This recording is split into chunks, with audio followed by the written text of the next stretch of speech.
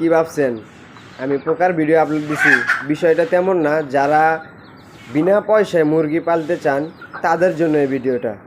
তো আপনারা ভিডিওটা স্কিপ না করে পুরোপুরি দেখুন, আমার মনে হয় আপনারা ভালো একটা সলিউশন পাবেন। আসসালামু আলাইকুম, আপনারা সবাই কেমন আছেন? তো যারা দেশি মুরগি পালেন তাদের জন্য এই ভিডিওটা। তো আপনারা যারা দেশি মুরগি পালেন, দেশি মুরগি অনেক সময় দেখা যায় ডিম পারে, অনেক বেশি ডিম পারে, বা ডিমের জন্য ঘাটতি হয়, ক্যালসিয়ামের অভাব হয়, ভিটামিন ডির অভাব হয়। তো আপনাদের জন্য আজকের এই ভিডিওটা।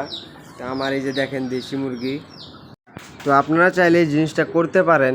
অনেক সময় কিন্তু দেখা যায় দেশি মুরগি ডিম পারতে পারতে আপনার ভিটামিন ডির অভাব হয়ে যায়, মুরগি হাঁটতে পারে না, পা প্রতিবন্ধী হয়ে যায়। তো এই জিনিসটা কিন্তু খুব উপকারী জিনিস আমি যেটা মনে করি। আর এটা করতে কোনো টাকা পয়সা লাগে না বা ফ্রি, মুরগির গু থেকেই পোকা তৈরি হয়।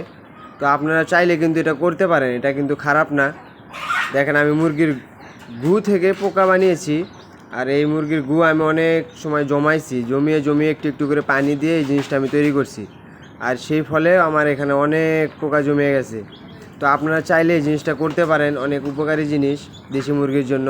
এবং দেখবেন যে একটা মুরগি আরেকটা মুরগি পাক ছিঁড়ে খেয়ে ফেলতেছে, আরেকটা মুরগির একটা লোম ছিঁড়ে খেয়ে ফেলতেছে, বা বাচ্চার পাক ছিঁড়ে খেয়ে ফেলতেছে।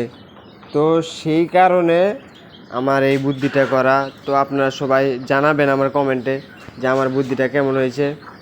তো আশা করি আপনারাও এই জিনিসটা করতে পারেন বিনা খরচে, বিনা পয়সায়, ফ্রি মুরগির গু থেকেই মুরগির খাবার তৈরি। আসসালামু আলাইকুম, আপনারা সবাই ভালো থাকবেন, ধন্যবাদ।